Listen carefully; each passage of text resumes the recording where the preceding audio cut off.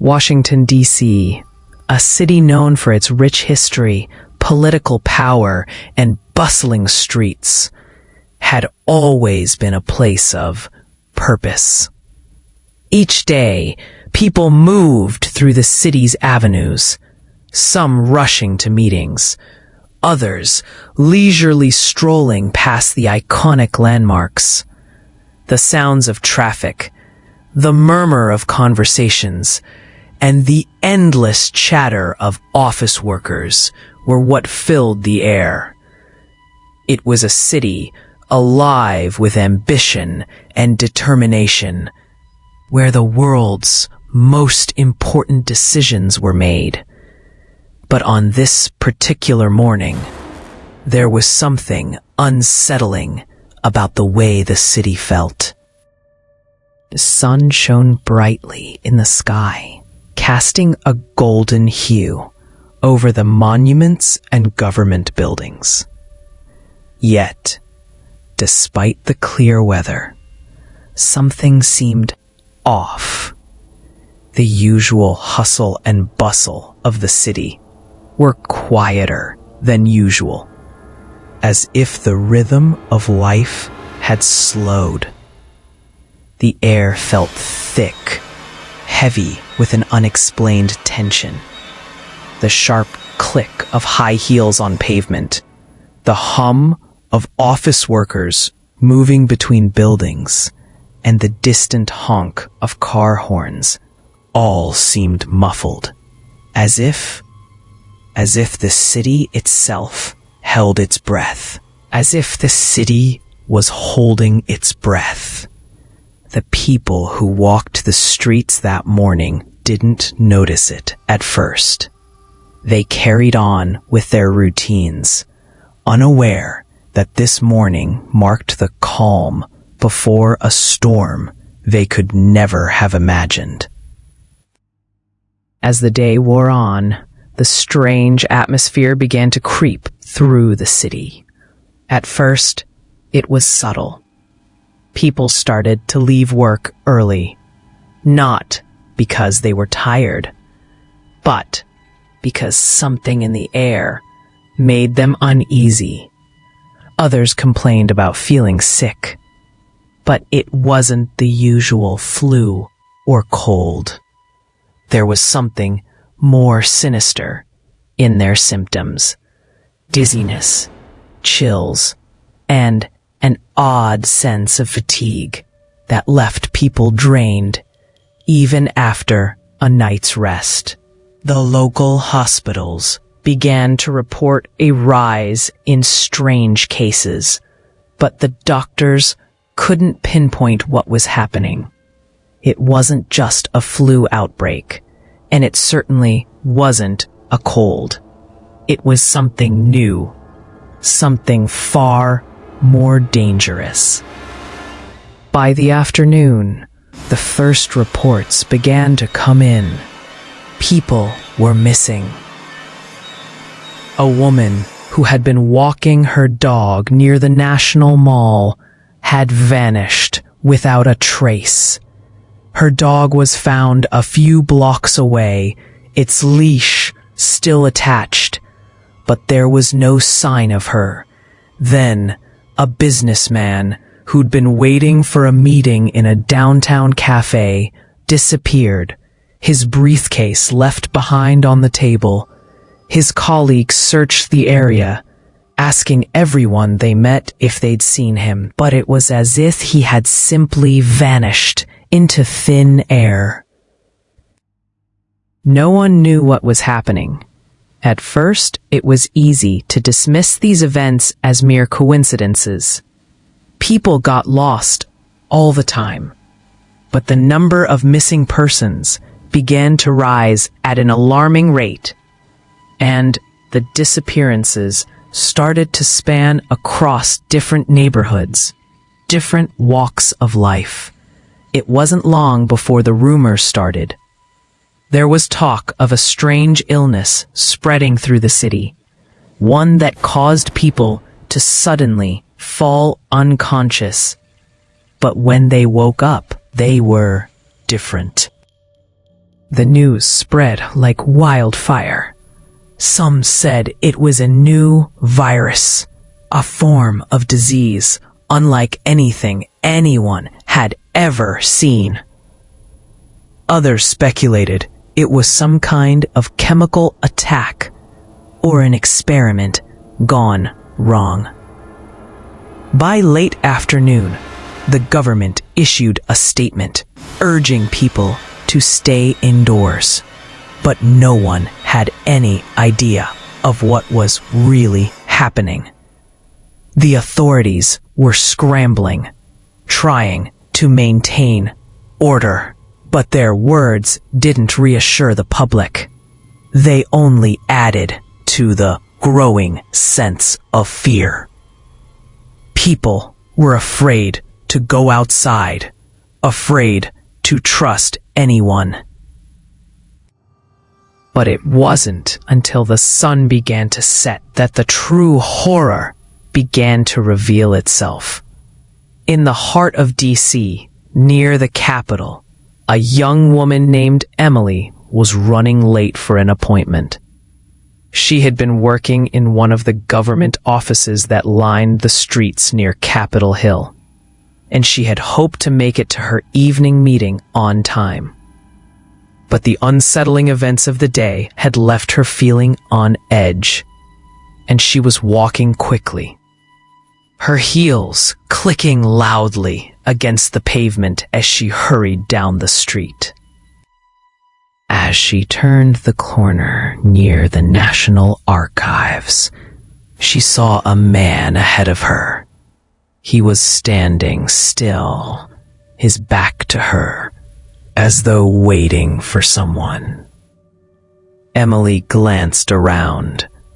The street was eerily empty. Her eyes returned to the man ahead. He was tall, with dark hair, and wearing what looked like a black hoodie and sunglasses. She thought nothing of it at first. People in D.C. often dressed strangely, especially as the weather began to cool. But as she got closer, something felt wrong. He was standing too still, and his posture was unnatural, like he was frozen in place. Emily slowed her pace, her instinct telling her to be cautious.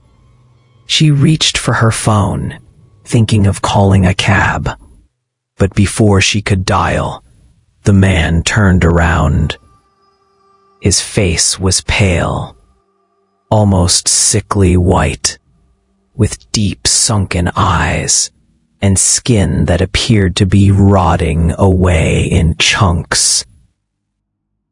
At first, Emily thought it was some kind of costume, a sick joke. But when the man took a step toward her, his movements jerky and unnatural, the horror sank in. This wasn't a man in a mask. It was a monster. Help! The word came out in a rasp, like he was struggling to speak. Help me. But it wasn't a plea for help. It was a command, a guttural noise that sent shivers down her spine. Without thinking, Emily turned and ran. She sprinted down the street, her heart pounding in her chest, her breath coming in ragged gasps. She didn't look back, not even once, as she bolted through the streets, her heels pounding against the pavement. But then she heard it, the sound of footsteps following her, growing louder with every second. She glanced over her shoulder, only to see the man, or whatever he was, moving faster than any human could. His feet barely touched the ground as he chased after her, his mouth hanging open. Emily screamed, her body surging with adrenaline. She ducked into an alleyway, hoping to find a way to escape. as he sank his teeth into her neck. Emily's vision blurred, the world around her going dark. And in that moment, it became clear.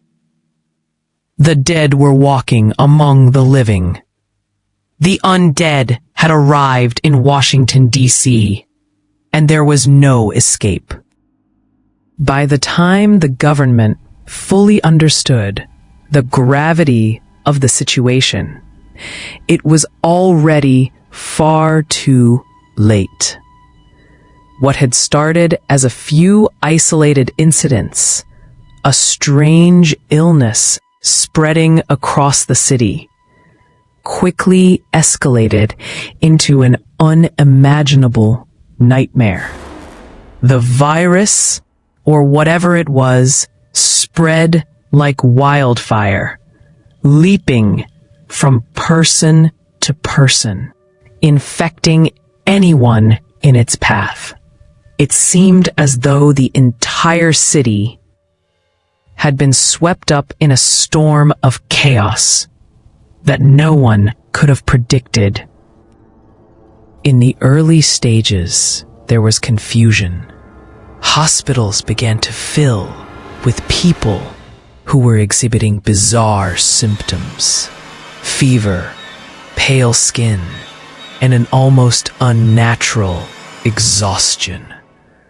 Doctors and nurses worked around the clock, trying to figure out what was happening.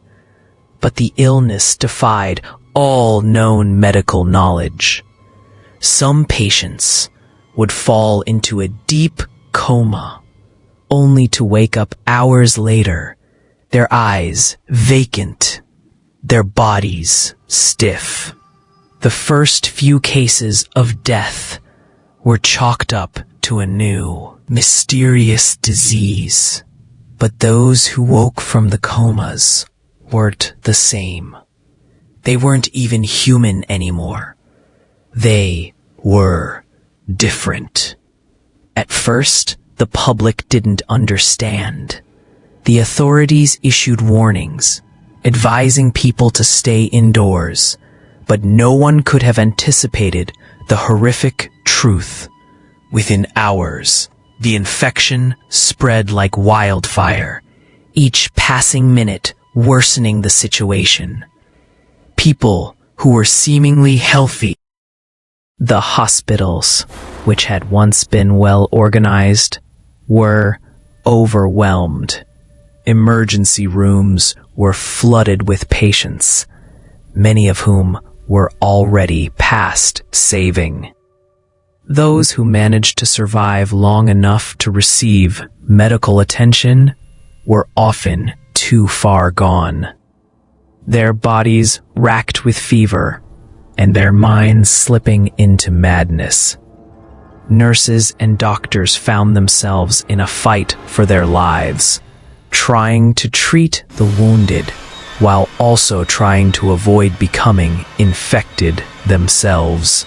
But it was a losing battle. The infection spread too quickly.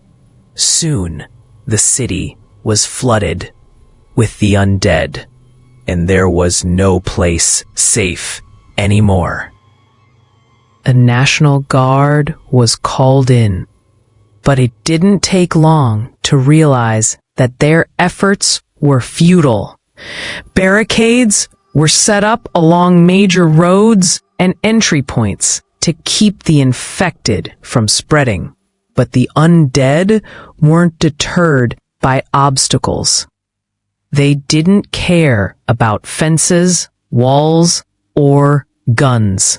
They only cared about one thing: feeding. The guardsmen, armed to the teeth, tried to fight back. But they were no match for the relentless hordes. As soon as one zombie was taken down, another took its place.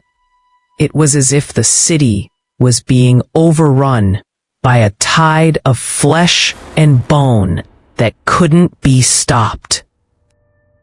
Washington, D.C., A city once defined by power and order quickly descended into chaos. The streets, once busy with the daily rhythms of government and commerce, now lay silent except for the groans and snarls of the undead. The Capitol building, a symbol of law and order, quickly became ground zero for the outbreak. Once a place where the nation's leaders gathered to discuss important matters, it was now a dark, decaying monument to failure. The halls of power had become a graveyard, overrun with the walking dead. The iconic National Mall, usually filled with tourists and government workers, was transformed into a battlefield. Once pristine sidewalks were now cracked and stained with blood. Monuments that stood as testaments to the nation's history were now overshadowed by the horrifying reality of the infection. The Washington Monument, a symbol of strength and unity, stood tall, but its surroundings were filled with the dead, shambling figures that roamed aimlessly, their mouths dripping with blood, searching for anything they could devour. A White House, a symbol of American leadership, was abandoned. Its gates were closed, its windows shattered. The once secure residence of the president now stood empty, with the occasional glimpse of movement inside. A lone survivor trying to hold out in the midst of a collapsing world. It wasn't long before the undead reached the doors, their gnawing hunger echoing through the halls. The president's Secret Service agents, usually the best trained in the world, fought valiantly, but even they couldn't stop the onslaught. One by one, the buildings of the Capitol fell, succumbing to the terror that had engulfed the city. The infection didn't care about politics, didn't care about power or status. It didn't matter who you were, whether you were a congressman or a street vendor, a tourist or a soldier. The undead didn't discriminate. They only wanted to feed, and they fed on anyone and everyone who crossed their path. Survivors scattered through the streets, desperate to find a place of refuge. But safety was increasingly hard to come by. People who had once been strangers formed uneasy alliances, seeking safety in numbers. Buildings were fortified, barricades hastily constructed, but they were never enough. The city had become a war zone, and the line between the living and the dead had blurred. It didn't take long for people to realize that there was no longer a way out. No matter where they went, the infection had already reached them. The only choice left was survival, and that was becoming harder and harder with each passing hour. By the time nightfall arrived, Washington, D.C. had become unrecognizable. The dim glow of streetlights cast long shadows on the abandoned streets, and the sound of shuffling feet filled the air. The streets that were once alive with the hum of traffic and conversation were now eerily silent, except for the occasional screech of tires as a vehicle tried to escape, only to be overtaken by the hungry undead. In the distance, the Capitol building loomed, a dark silhouette against the orange glow of the setting sun. It was no longer a place of power. It was a tomb, a place where the undead had taken their first steps toward total domination. Inside the Capitol, the few survivors who had managed to make it inside huddled together, praying for rescue that would never come.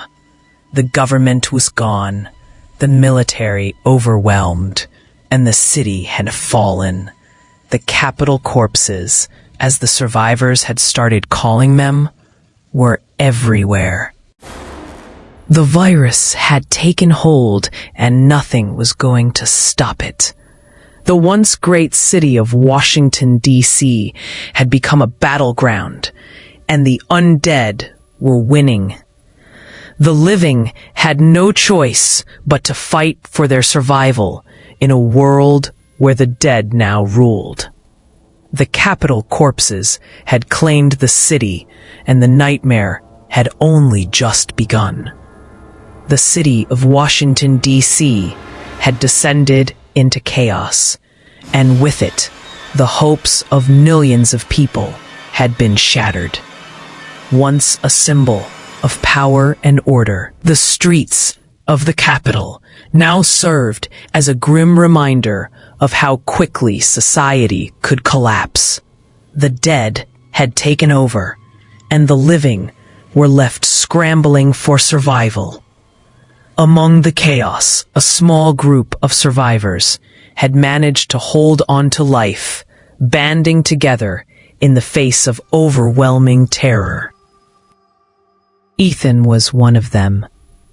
A journalist by trade, he had spent years reporting on political corruption, power struggles, and the darker sides of government. He had been a voice of truth in a city full of lies. But now, truth seemed almost irrelevant. It felt like a different lifetime when he had sat in press conferences, asking the hard questions, trying to expose the truth. That life had ended the moment the outbreak hit. Now, there was no audience for his stories, no platform for his reporting. There were only the survivors and the dead. As he walked through the desolate streets, his mind often wandered back to his last assignment, covering a shady government deal that had now seemed so trivial. If he had known what was coming, would he have been able to do anything to stop it? Would anyone have been able to? Sarah, a nurse, had worked in one of the busiest hospitals in D.C. before the outbreak. She had spent years caring for the sick and injured, her compassion and dedication driving her every day. But when the virus first struck, she quickly realized that her medical knowledge, her skills, and her ability to save lives were no longer enough. The hospital had been overwhelmed almost immediately. Patients piled up in hallways, blood on the floors, cries for help echoing through the halls. It was chaos, and for a while, Sarah had tried to do what she could, bandaging wounds, providing comfort to the dying, trying to keep her colleagues calm. But eventually, the inevitable happened. The hospital was breached. The infected flooded in, and there was nothing she could do. She had escaped with a handful of others, but deep down, Marcus was the third member of their group. A former soldier, he had seen enough war to know what it meant to survive. He wasn't afraid of the undead, not in the way that civilians were. To Marcus, the world had always been a dangerous place. War, violence, death. It wasn't new to him. But even he had never seen anything like this. The zombies weren't just mindless creatures.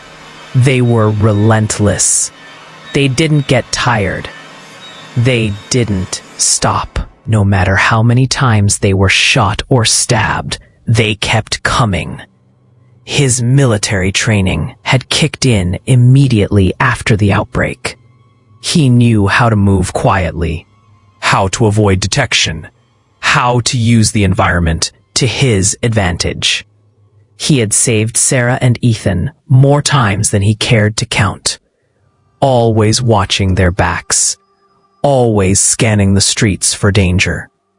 He had been the one to keep them alive so far, but deep down, Marcus knew that survival wasn't guaranteed.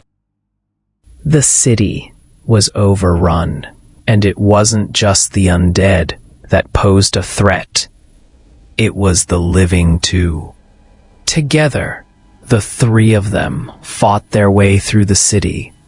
Day by day, they moved in silence, keeping to the shadows, always alert for the groans and growls of the undead.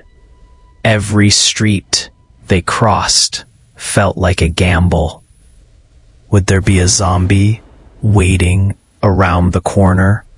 Would the barricade they'd set up last night hold long enough for them to get through? They had learned quickly that there was no such thing as safe. Every building could be a death trap.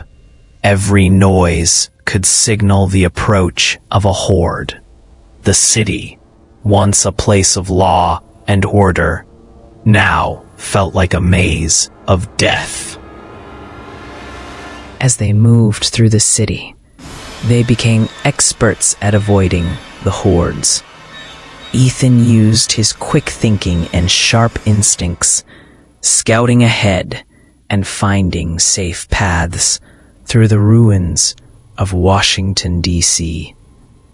He had once been able to navigate the streets of the capital with ease, but now he relied on his senses more than ever. He had become attuned to the subtle sounds of the city. The scraping of shoes against pavement, the soft shuffle of the undead, the faint rustling of trash in the wind. Every noise was a potential threat. Every moment could be their last. Sarah, despite the devastation she had witnessed, had become their emotional anchor. Her compassion had never faltered, even in the darkest moments. When they found shelter, even in the most desolate places, she would tend to their wounds, provide what little comfort she could. It was her touch, her kindness, that reminded them that they weren't just surviving. They were still human. As a nurse, she had seen death, but now it was a constant companion. She had been forced to accept that there was no going back, that there was no cure for this nightmare.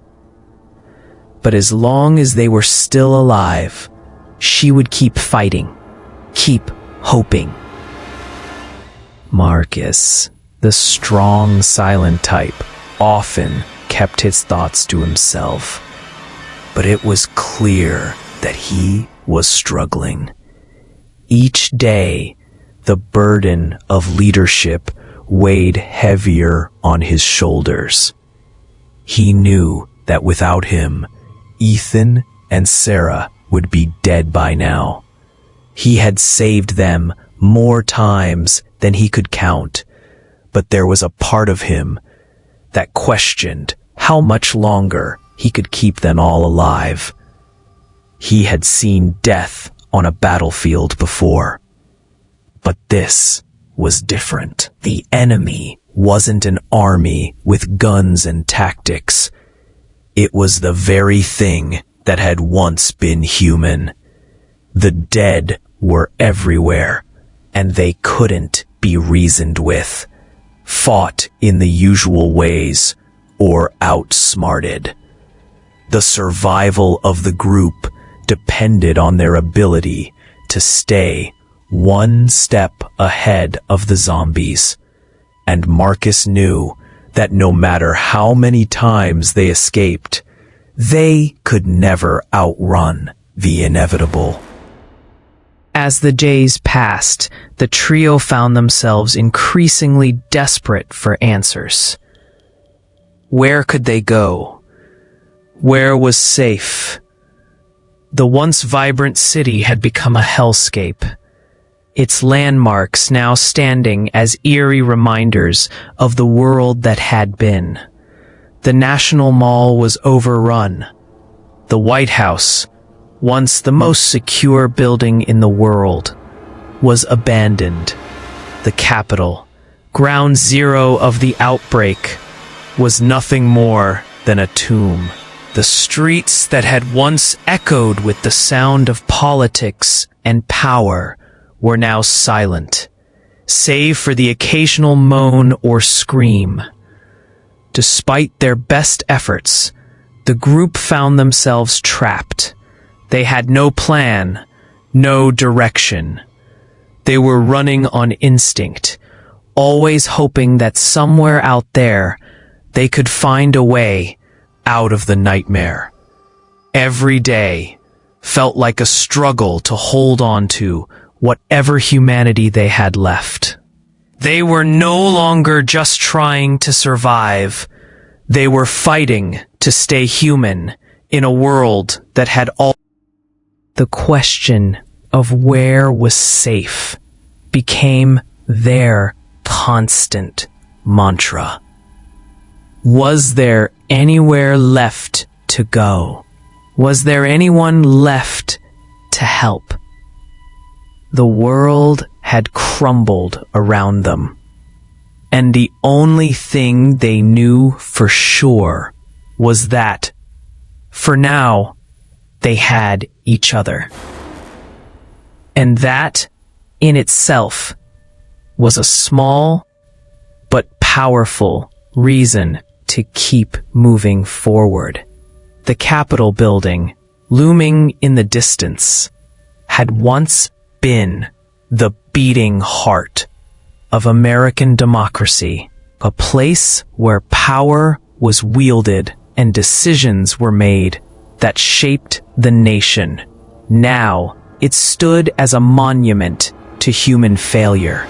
Its iconic dome twisted and cracked, its once pristine lawns trampled by the feet of the undead. For Ethan, Sarah, and Marcus, the sight of the Capitol marked both an end and a beginning. They had come this far. But as they drew closer to the Capitol's outer walls, something else seemed to stir beneath the surface. The city had been transformed by the outbreak, but there was a feeling here, an unnatural weight in the air that made the survivors hesitate. It wasn't just the undead they had to fear now. The Capitol, which had once been a place of law, was now a place of secrets. The doors to the Capitol were not locked, nor were they barricaded. They were wide open, as if waiting for them to enter, inviting them into the heart of what had gone wrong. Cautiously, they stepped inside, their footsteps echoing off the cold marble floors. The interior was eerily silent, except for the occasional groan from the undead who had wandered into the building. But as they ventured deeper into the halls, it became clear that the capital had become more than just a shelter for the dead. It was the epicenter of something far more sinister. Sarah, always the one to press on, was the first to suggest they explore further. "There has to be something here," she said, her voice barely a whisper. "Something that can explain all of this. We need answers." Ethan, ever the skeptic, looked around. The capital was vast, and it didn't take long for them to realize that they were not alone. The halls were filled with discarded military gear, blood-stained uniforms, and empty ration packs. It was clear that whoever had been here before them had not left willingly. But Sarah was undeterred. She had seen the effects of the virus firsthand. She knew what the undead looked like, and she knew that the outbreak was no mere accident. Something had triggered it, and the capital, this place of power, was where it all began. Their search led them down into the underground sections of the building where the government had once conducted its most secretive operations. The air grew thicker the further they went, the stench of decay mixing with the sterile, cold scent of concrete and metal. The walls seemed to close in on them as they navigated the labyrinth of corridors beneath the capital, their flashlights casting long, jittery shadows on the walls. It was Marcus who first found the door, hidden behind a set of old filing cabinets and several rusted metal doors. It was a narrow, unmarked entrance that led deeper into the capital's bowels. Sarah felt a chill run down her spine as they approached. There was something in the air here. Ethan pushed the door open, and they stepped into what could only be described as a laboratory. The lights flickered on, dim but functional, revealing rows of metal tables, glass vials, and shelves lined with equipment. Sarah moved instinctively toward a set of files on one of the desks, her fingers trembling as she sifted through the papers. Each document she read sent a shockwave of realization through her. The experiments had started years ago, long before the outbreak. The government had been testing a new strain of virus, one designed to enhance human strength and endurance. But what they hadn't accounted for was the virus's ability to mutate. It had spread, adapted, and evolved into something far more deadly. The virus didn't just make people stronger, it reanimated the dead, The experiments, meant to create the ultimate soldier, had backfired in the most catastrophic way possible. The undead were not victims of a random outbreak, as they had once believed. They had been created, engineered by the very people who were supposed to protect them. The capital's underground labs had been conducting covert research into biological warfare, experimenting on the most vulnerable populations. They had been using soldiers, prisoners, and innocent civilians as guinea pigs, injecting them with a virus that would ultimately erase their humanity and turn them into mindless, flesh-eating machines. As Sarah read the documents, she felt her stomach twist in disgust. The files detailed the progression of the virus, its effects on the human body, and the horrifying side effects. The creatures that were now roaming the streets of Washington, D.C. weren't just victims of an accident. They were the result of human greed, of an unchecked thirst for power and control. The capital corpses, as they had been called, were not just mindless zombies. They were the product of years of experimentation, years of research that had gone horribly wrong. The government did this, Sarah whispered, her voice filled with a mix of anger and disbelief. They created these monsters. Ethan stared at her, his mind racing as the pieces fell into place. He had always suspected that there was something more to the outbreak. It had never made sense that a virus could spread so quickly, that it could take over so many lives in such a short period of time. Now he understood.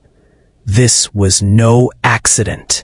This was a deliberate act, an experiment gone wrong, and the world was paying the price.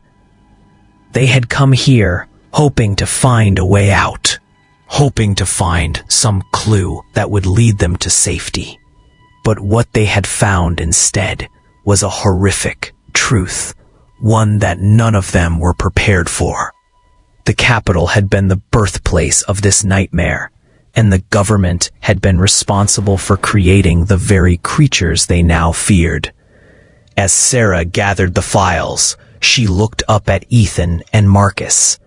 "We have to stop this," she said, her voice firm with determination. "We can't let them get away with it. We have to expose the truth." But even as the words left her mouth, she knew that it might be too late. The government had already lost control.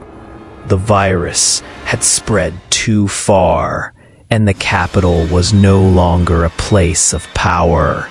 It was a tomb, a place where the dead walked freely. The survivors were left to pick up the pieces of a broken world. But the truth was clear. The world they had known was gone, and there was no going back. As they made their way back toward the entrance, Sarah couldn't shake the feeling that they were being watched. The capital, once a symbol of democracy and freedom, had become a breeding ground for death, and the capital corpses, the result of humanity's arrogance, were the ones left to rule. It was a nightmare that would never end. By the time the survivors truly understood the situation, it was already too late to turn back. Washington, D.C., once a city of power and promise, had become a nightmare. The virus, like a relentless tide, had swept across the city, leaving nothing but devastation in its wake. The undead, mindless yet relentless, were everywhere, hunting anyone who dared to remain in their path. Every step they took felt like a gamble, as they fought tooth and nail to survive in a world that had crumbled around them. The capital, once a symbol of law and order, had been overrun by the very creatures it had unintentionally created. The survivors had hoped to find some sort of sanctuary within its walls, but the military's last stand had been crushed. What had once been a secure fortress for the country's leaders was now a tomb, filled with the moans and growls of the undead. The survivors could no longer afford to delude themselves into thinking there was any hope. Ethan, Sarah, and Marcus had fought through every inch of this nightmare, dodging zombies, scavenging for supplies, and relying on each other for support. But deep down, they all knew the truth. They were running out of time. The city was lost, and it was only a matter of time before the undead found them too. With no other options left, they made the difficult decision to leave the capital behind and attempt one last escape. Their eyes were set on the old subway tunnels that ran beneath the city. They had heard rumors of survivors using them as a way to avoid the horrors above ground, and they clung to that small sliver of hope. But when they reached the entrance to the subway, the survivors quickly realized that their hopes had been in vain. The tunnels were not as empty as they had hoped.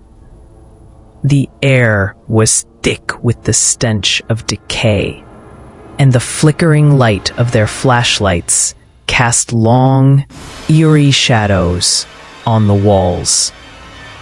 As they descended into the depths of the tunnels, a sense of dread settled over them. They knew they were not alone, and the feeling of being hunted intensified with every step. It wasn't long before the first scream echoed through the tunnels. Marcus, ever the vigilant protector, had been keeping watch at the front of the group, but the undead were faster, more agile than they had expected. Without warning, a horde of zombies surged from the darkness, their mouths agape, their eyes vacant and hungry. Marcus fought back with everything he had, his military training kicking in, but it wasn't enough. He was swarmed by the dead, his body pulled into the shadows by a mass of rotting hands. His final scream was cut short, drowned out by the growls and gnashing teeth of the undead. Sarah, horrified by the loss of their friend, turned to flee, but there was no escape. The zombies were everywhere, closing in on them from all sides. She fought valiantly, trying to push past the undead with all the strength she had left. But it wasn't enough. The creatures were relentless. Sarah's screams echoed through the tunnels as the zombies grabbed hold of her, dragging her into the shadows. Ethan watched in horror as she disappeared from sight, his heart sinking in his chest. There was nothing he could do. They had been running for so long, hoping for a miracle, but it seemed that the city had already claimed them. Ethan was left alone in the tunnels, exhausted and broken. His mind was racing, his body trembling from the adrenaline and fear. He didn't know how long he had been running, but he knew he couldn't stop now. He had to keep moving, had to get out. He couldn't bear the thought of being swallowed by the darkness like Marcus and Sarah. They had come so far, only to be torn apart by the very monsters they had been trying to escape. As Ethan made his way deeper into the subway tunnels, his flashlight flickered, casting brief glimpses of the horrors around him. The walls seemed to close in on him, the air growing thicker with every passing second. The distant sound of footsteps echoed in the tunnel, and Ethan's heart raced as he realized he wasn't alone. The zombies were still following him, their slow, relentless pursuit never ceasing. He pushed himself hard. After what felt like an eternity, Ethan finally saw a faint light ahead. The exit. He ran toward it, his legs aching, his chest burning with each desperate breath. He burst through the tunnel's exit, his heart pounding in his ears, only to be met with an even darker reality. The city was a ghost town, covered in a thick fog of decay and rot. The skyline of D.C., once a proud symbol of the nation, now stood like a crumbling ruin, its towering buildings barely recognizable beneath the veil of mist and destruction. The streets were empty, save for the shuffling undead, wandering aimlessly, their vacant eyes searching for any sign of life. Ethan's stomach turned as he took in the scene before him. This wasn't just a city overrun by zombies. It was a city that had been completely consumed by them. The Capitol, the White House, the National Mall, every iconic landmark had been swallowed by the undead, reduced to nothing more than broken memories. DC was no longer the center of power or influence. It was a wasteland, its streets stained with blood, its buildings crumbling under the weight of the apocalypse. There was no one left to help. There was no safe place to run to. Ethan had known this moment was coming, but the reality of it hit him harder than he had expected. The city he had once known, the city that had represented everything his country stood for, was gone. It had fallen, consumed by the very creatures they had tried to escape. There was no hope left. DC was lost, and there was no one left to save it. As Ethan stood there, his legs shaking beneath him, the weight of the city's demise settled on him like a crushing burden. He had made it out of the tunnels, but there was nowhere to go. The city was dead. The people were dead. And he was alone. Just one more survivor in a world that no longer cared. Ethan took one last look at the fog-covered streets of Washington, D.C., the once proud capital, now reduced to a graveyard of the living and the dead. He had survived the tunnels. He had escaped the horde. But in the end, it didn't matter. The city was lost, and there was no escaping the truth. There was nowhere left to run. The undead had won, and the survivors were left with nothing but the ruins of a world that no longer existed.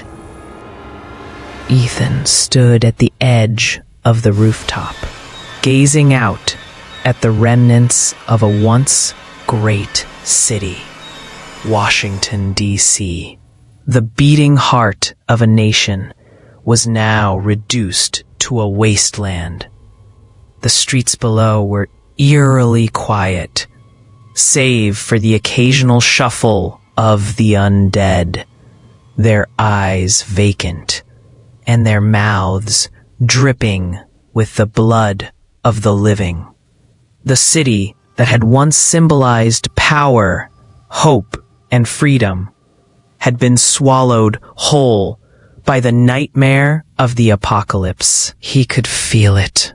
His body was failing him. The virus was inside him now, creeping through his veins like poison. It was only a matter of time before he would succumb to it, before he would become just another mindless monster in the horde.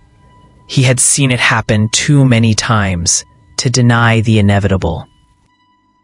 The weight of the virus settled in his bones like an iron chain, dragging him down with each passing second.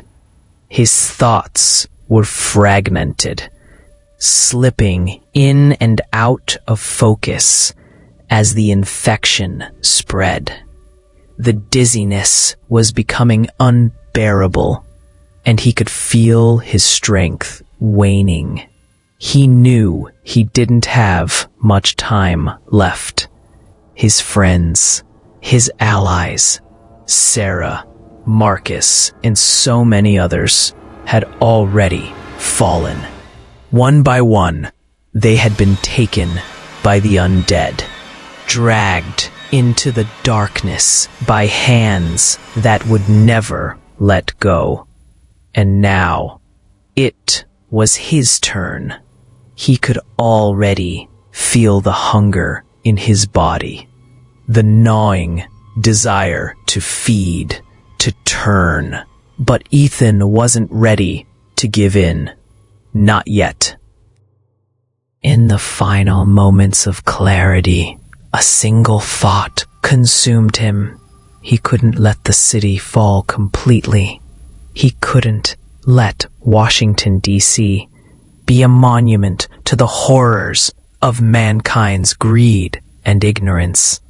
The government, the people in power, had created this nightmare, and now it was up to him to put an end to it, even if it meant sacrificing himself. The capital, a place that had once stood as the symbol of law and order, was now the heart of the infection. The government's experiments, the virus they had unleashed, had turned the city into a nightmare. The undead roamed the streets, mindlessly consuming everything in their path, and nothing was left but death and decay. Ethan had seen it all, and he knew that there was no way to stop the infection from spreading. But he could still fight. He could still go down swinging. He turned away from the edge of the rooftop, his movements sluggish and unsteady. His body was betraying him, but his mind remained sharp. He had one final task to complete. He knew what had to be done. He had found the explosives earlier in the day. hidden away in an abandoned military supply warehouse. They were meant to be used to destroy the undead, to create a barrier between the living and the infected. But now, they were his last hope, his final stand against the nightmare that had consumed everything. Ethan made his way to the center of the rooftop, where the explosives were set.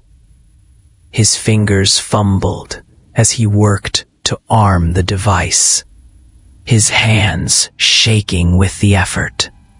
He could feel the virus racing through his bloodstream, could feel the hunger clawing at the edges of his mind, urging him to give in. But he refused. He refused to let the city fall. He set the timer on the device, the countdown ticking in his ears. The explosion would be massive, enough to send a shockwave through the city, to obliterate the capital and the undead within it. It wasn't enough to stop the horde, but it would be something.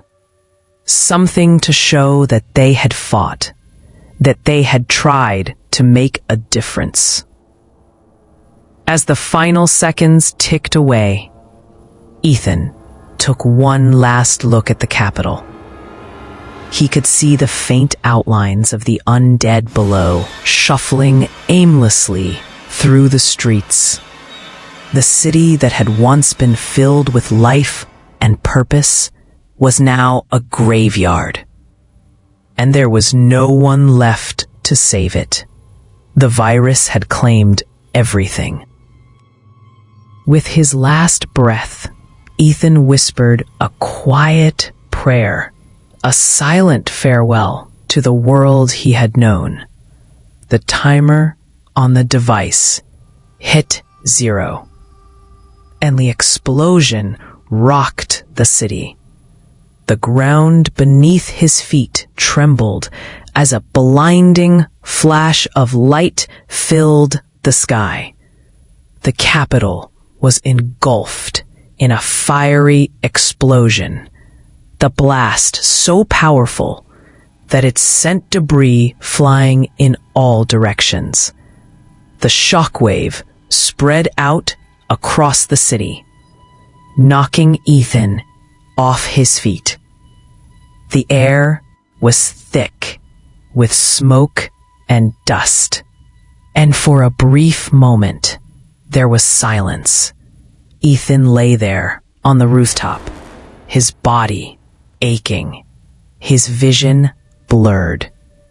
The explosion had done what he had hoped.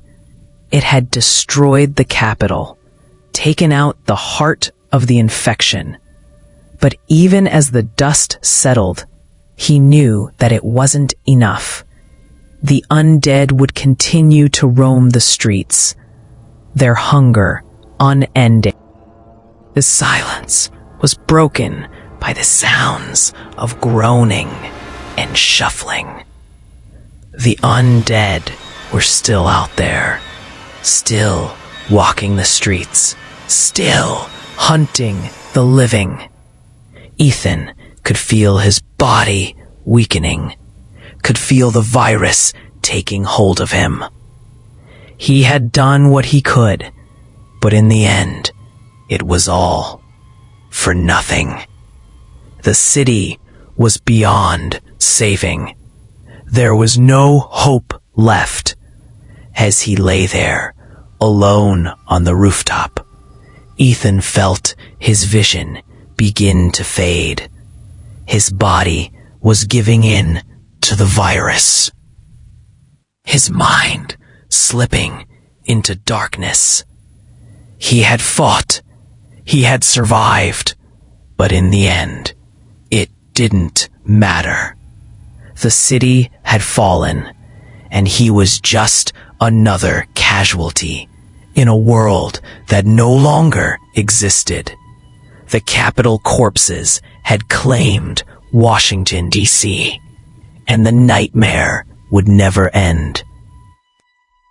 The last thing Ethan heard before the darkness overtook him was the sound of the wind, carrying the groans of the undead through the ruins of the city.